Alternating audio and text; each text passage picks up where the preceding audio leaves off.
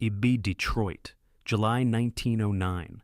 Ty Cobb is running to second base. Full speed, eyes cold, calculating. The second baseman is waiting for the ball, ready, in position, ready to make the out. Then Cobb slides, but not a normal slide. His spikes are up, metal cleats flashing in the air. The baseman sees them. Last second, tries to move. Too late. Cobb's spikes cut into his leg. Skin tears, blood sprays. The baseman writhes on the ground, screaming in pain. Cobb stands up, dusts himself off. No expression, no remorse, just a cold stare. Waits for the umpire to call it. Safe! The crowd goes insane. Dirty player! Killer! Cobb is filth! But Cobb does not care, because this is his baseball. Fear, intimidation, win at any cost, and nobody can stop him. Nobody dares touch him, because if you touch Ty Cobb, he touches you back. And he touches much harder. Spring 1909, Detroit Tigers training camp. Ty Cobb is 22 years old, fourth major league season. Already the best player in baseball, but also the most hated, most feared, most dangerous. Not because of his bat, though his bat is legendary. .350 career batting average, leading the league in everything. But that is not what makes him dangerous. What makes him dangerous is how he plays. Aggressive, ruthless, violent. Every game is war. Every opponent is enemy. Every play is battle. Cobb arrives with his equipment bag, opens it, pulls out his spikes, standard baseball shoes with metal cleats for traction. But Cobb's spikes are different, sharper, filed down, honed like knives. His teammates notice, because Cobb does this ritual every night, after every game, sits on the bench, takes out a file, and sharpens his spikes, methodically, carefully, making each cleat razor sharp. One teammate asks, Ty, why do you sharpen them so much? Cobb looks up, cold eyes.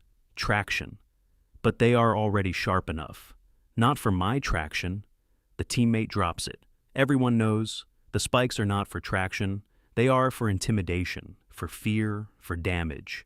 Cobb wants every infielder to know when he comes sliding.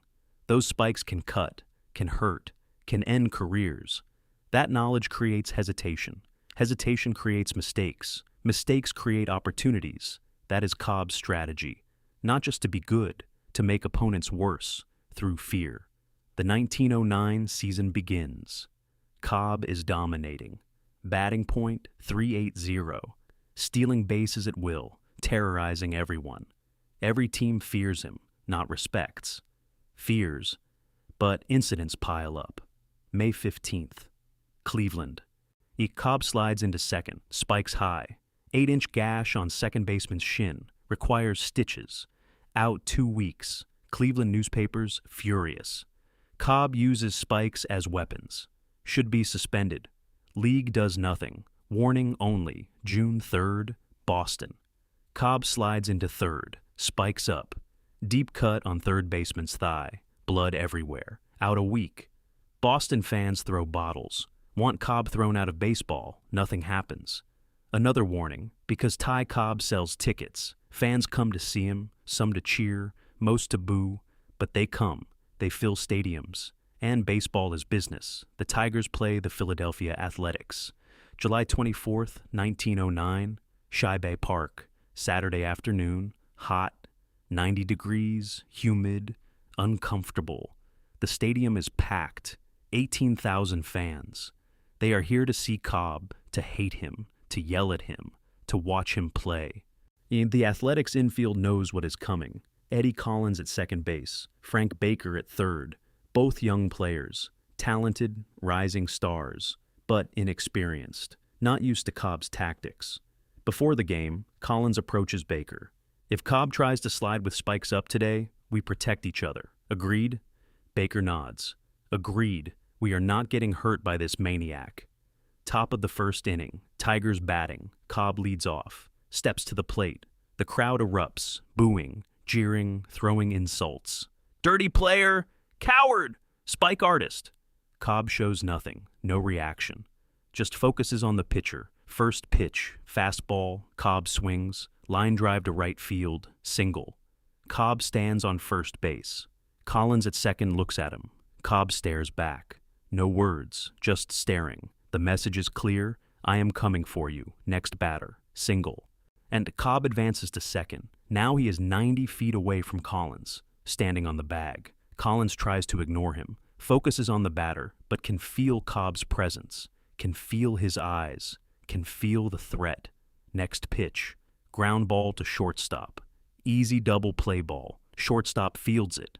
Throws to Collins at second. Collins catches it, steps on the bag, prepares to throw to first, but hesitates, just a fraction of a second, because Cobb is running, full speed, toward second base, toward Collins. And Collins knows about the spikes, knows about the incidents, knows about the injuries. That hesitation costs him. His throw to first is late, only one out instead of two. Cobb is out at second, but he accomplished his goal, created fear, created hesitation, created a mistake.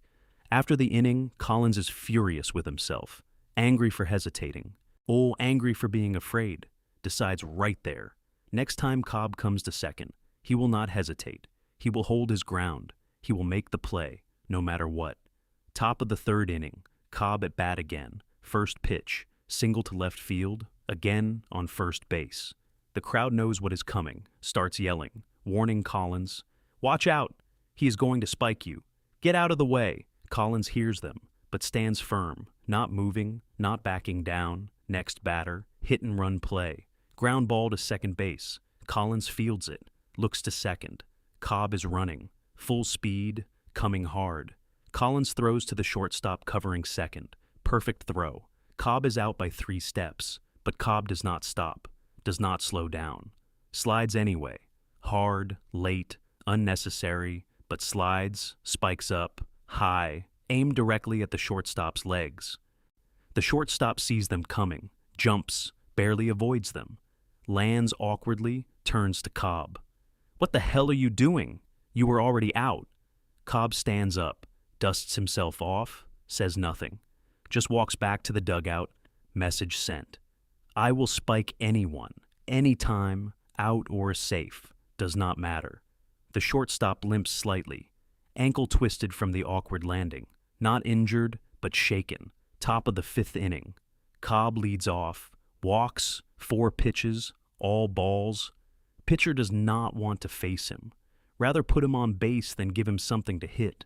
Cobb on first again. Next batter, sacrifice bunt attempt, but the batter pops it up. High fly ball. Second baseman Collins charges in, catches it, 1 out.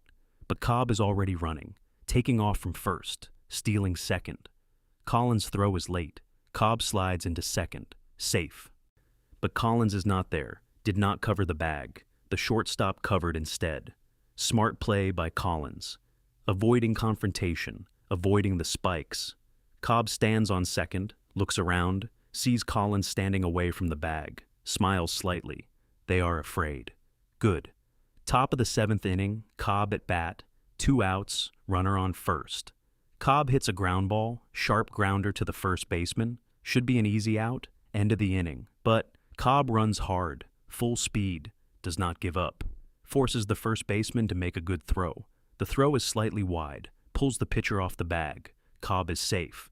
Now runners on first and second. Next batter. Line drive to center field. Deep. Cobb is running, rounding second, heading to third. The center fielder fields it, throws to third. Good throw, on target. Cobb should stop at second. Should not try for third. Will be out by 10 feet, but Cobb keeps going, full speed, heading to third. Frank Baker at third base receives the throw, has plenty of time, sets up for the tag. Cobb is coming. Everyone in the stadium knows what is about to happen. Cobb slides, but not feet first, head first. No, feet first. Spikes up, way up, higher than necessary, higher than safe, higher than legal. Aim directly at Baker's body. Baker sees them, panics, tries to apply the tag and move at the same time. Cannot do both. Steps back, misses the tag. Cobb is safe. The umpire signals safe. The crowd explodes, booing, yelling, throwing garbage onto the field. He threatened him. Dirty play. Throw him out. But the umpire does nothing. Cobb is safe. That is the call. Baker is furious. Throws the ball down. Approaches Cobb. You did that on purpose. You tried to spike me. Cobb stands up, brushes dirt off his uniform, looks at Baker, cold eyes. I was sliding into the base. You were in the way. Bullshit. Your spikes were aimed at my chest. Maybe you should move faster. You are a dirty player, Cobb. Everyone knows it. Cobb steps closer, face to face. Then maybe everyone should get out of my way. The benches start to empty, players from both teams running onto the field, surrounding Cobb and Baker, ready to fight, ready to defend their teammate. The umpires intervene, separate them, push players back. Everyone back to your positions, now! But the tension is thick, explosive. One wrong word, and this field will erupt into chaos. The athletics manager pulls Baker back. Let it go. He is not worth it. He tried to injure me. With everyone watching. I know, but fighting him gives him what he wants. Just play. Make him pay on the scoreboard. Baker reluctantly agrees, returns to third base, but seething inside, wanting revenge, wanting justice. Top of the ninth inning, tie game, 3-3. Cobb leads off again. The crowd is at maximum hostility, throwing everything, peanuts, programs, bottles. The field is littered with debris. Security cannot control them. Cobb steps to the plate, ignores everything, focuses only on the pitcher. First pitch, fastball, middle of the plate. Cobb swings. Solid contact. Line drive to right center field. Gap shot. Rolling to the wall. Cobb is running, rounds first, heading to second. Easy double, but the ball takes a strange bounce. Hits a divot, slows down. The center fielder catches up to it, throws to second. The throw is perfect. Collins is waiting, has the ball, has time. Cobb should stop, should stay at first. Will be out at second, but Cobb does not stop. Keeps running, full speed, heading to second. Collins sees him coming, sets up for the tag, plants his feet. Ready. This is it. The moment, the confrontation. Cobb slides, spikes up, aimed directly at Collins. But this time, Collins does not hesitate, does not back down, holds his position, applies the tag, hard, forceful, gets the out. But Cobb's spikes connect, catch Collins' left leg, below the knee. The metal cleats tear through the fabric, through the skin, deep, blood immediately, spraying, everywhere. Collins screams, drops the ball, falls to the ground, clutching his leg, blood pouring through his fingers. The stadium erupts, not in cheers, in rage, in fury, in hatred. Players rush to Collins. Surround him, see the wound, deep gash, 6 inches long, 3 inches deep. Exposing muscle, exposing tissue, serious injury. The team doctor runs onto the field, examines it. He needs stitches, immediately, maybe surgery. They carry Collins off the field. He is writhing in pain, crying, not from physical pain alone, from anger, from betrayal, from injustice, because Cobb is still standing on second base, still in the game, still unpunished. The athletics players want blood, surround Cobb, yelling, threatening. You did that on purpose. You tried to end his career. You are a criminal. Cobb stands in the middle of them, surrounded, outnumbered, 20 angry players surrounding one man. But Cobb shows no fear, no remorse, no emotion, just cold calculation. The umpires push through, separate everyone. Back! Everyone back, the athletics manager is screaming. He should be ejected, suspended, arrested. The umpire looks at Cobb. Did you intentionally spike him? No, I was sliding into the base. My spikes were where they needed to be. Your spikes were aimed at his body. I cannot control where he positions himself. This is not the first time this has happened. Then maybe fielders need to learn to get out of the way. The umpire wants to eject him, wants to throw him out. But there is no rule. Cobb did not throw a punch, did not make verbal threats, just slid hard into a base. That is baseball. Aggressive, physical, hard. The umpire has no grounds for ejection. Play continues. The athletics players are furious, screaming, but can do nothing. Cobb remains in the game. The inning ends. Tigers do not score. Bottom of the ninth. Athletics batting. They score 2 runs, win the game 5-3. But nobody cares about the score. Nobody cares who won. All anyone talks about is the spike incident. Collins is taken to the hospital. receives 18 stitches, out for 3 weeks, career temporarily altered, permanently scarred. The newspapers the next day are brutal. Ty Cobb injures another player. Cobb's spikes draw blood again. When will baseball stop this maniac? Articles call for suspension, for punishment. But the American League president does nothing, issues statement. Upon review, Cobb's slide was aggressive but within the rules. No suspension warranted. Outcry is massive. Fans writing letters, demanding action. But nothing happens. Because Ty Cobb is the best player in baseball. And baseball needs its stars, even if those stars hurt people. And even if those stars use weapons disguised as equipment. Years later, when asked about the incident, Eddie Collins tells his version. Ty Cobb did not spike me accidentally. He aimed for me. I saw his eyes. I saw his trajectory. He wanted to hurt me, wanted to scare me, wanted to send a message to every infielder in baseball. And the message was clear. Get out of my way or get hurt. That is what Ty Cobb represented. Not baseball excellence. Baseball terrorism. Making people afraid to play against him. Making people hesitate.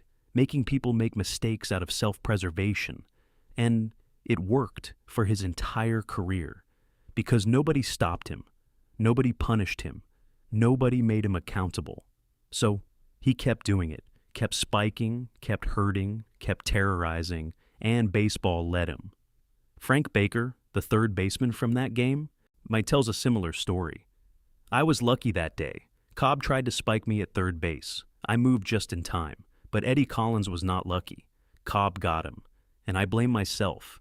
I should have warned him better, should have told him to move, should have told him no. Out is worth getting injured by Ty Cobb. But Collins was brave, stood his ground, made the play, and paid the price. That is the tragedy.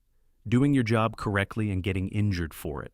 And the person who injured you faces no consequences.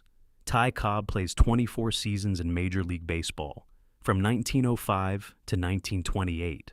Retires with a .366 batting average, still a record. 4,189 hits, 12 batting titles, 3 MVP awards, Hall of Fame first ballot, one of the greatest players ever, but also the most hated. Throughout his career, the spike incidents continue. Not every game, not every slide, but enough. Enough to create a reputation, enough to create fear, enough to make every infielder in baseball hesitate when Cobb runs the bases. In 1911, he spikes home run Baker again, this time successfully. 8-inch gash on the arm, out for a month. In 1917, he spikes the St. Louis Browns second baseman, 12 stitches. In 1921, he spikes the Washington Senators shortstop. Career-ending injury. Forces early retirement. Each time, Cobb claims accident. Claims he was just playing hard. Claims he was just sliding into the base. But nobody believes him. Everybody knows. The spikes are his weapon. His tool. His method of control. Near the end of his career, in interviews, reporters ask him directly, "Mr. Cobb, did you intentionally spike players?" Cobb's answer is always the same. I played baseball the way it was meant to be played. Hard, aggressive, uncompromising. If players got injured, that is unfortunate. But I never slid with the intention to injure. I slid with the intention to be safe. If my spikes happened to contact their body, that was their fault for being in the wrong position. But witnesses say your spikes were always aimed high, always aimed at the body.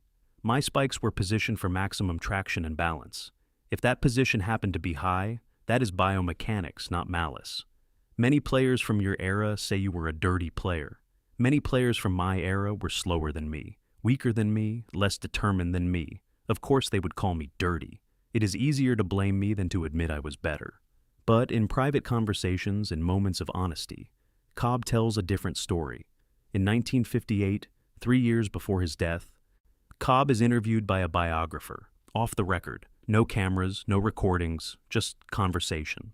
The biographer asks the question, "Ty, honestly, between us, did you intentionally spike players?" Cobb is 71 years old, sick, dying, has nothing to lose. He thinks for a long moment, then answers, "Yes." Why? Because fear is the greatest advantage a player can have. If I could make an infielder hesitate, even for a fraction of a second, that hesitation created opportunities. Stolen bases, extra bases on hits, errors. That fear won me batting titles, won me MVP awards, won me games. So, yes, I spiked intentionally. I filed my cleats sharp. I aimed high. I wanted them to know that covering the base against me came with a price, and most of them decided the price was too high. Do you regret it? Cobb laughs, bitter, hollow. Regret? I regret nothing about my playing career. I played to win. I did what I needed to do to win. If that made me hated, so be it. I would rather be hated and a champion than loved and a loser. But you injured people, ended careers. And they tried to get me out, tried to stop me from winning. Baseball is war. In war, there are casualties. I was just better at inflicting casualties than absorbing them. Did you ever apologize to anyone you injured? No, why would I? They knew what they were signing up for. They knew who I was. If they chose to stand in my way, that is their decision. I do not apologize for being better at my job than they were at theirs. The biographer asks one final question. If you could do it over, would you play differently? Cobb thinks, for a long time, then answers. No, I would play exactly the same. Because playing any other way would mean I was not Ty Cobb, and being Ty Cobb was all I knew how to be. Ty Cobb dies in 1961, age 74, alone, bitter, wealthy, but hated. At his funeral, 3 people attend. 3. Out of thousands of former teammates, hundreds of opponents, millions of fans. 3 people care enough to say goodbye, because Ty Cobb spent his entire life making people fear him. And in the end, fear turned to hatred, and hatred turned to abandonment, and he died the way he played, alone, aggressive, uncompromising, and unforgiven. So, here's the question. Was Ty Cobb a genius who understood competitive advantage? Or was he a sociopath who used violence as a tool? Was he playing within the rules of his era? Or was he exploiting the lack of rules to justify cruelty? Did his tactics make him great? Or did his greatness give him permission to be brutal? When Eddie Collins lay bleeding on that field in 1909, was that the price of excellence? Or was it evidence that excellence without ethics is just violence with talent? What do you think? Where is the line between aggressive play and intentional harm, between competitive advantage and moral failing, between winning at all costs and costing others too much? Ty Cobb never answered those questions. He simply sharpened his spikes and slid and won and hurt people and won some more and died alone. Maybe that is the answer. Maybe the line is drawn by how many people show up at your funeral. 3 people. For the greatest hitter in baseball history. 3 people. What does that tell you?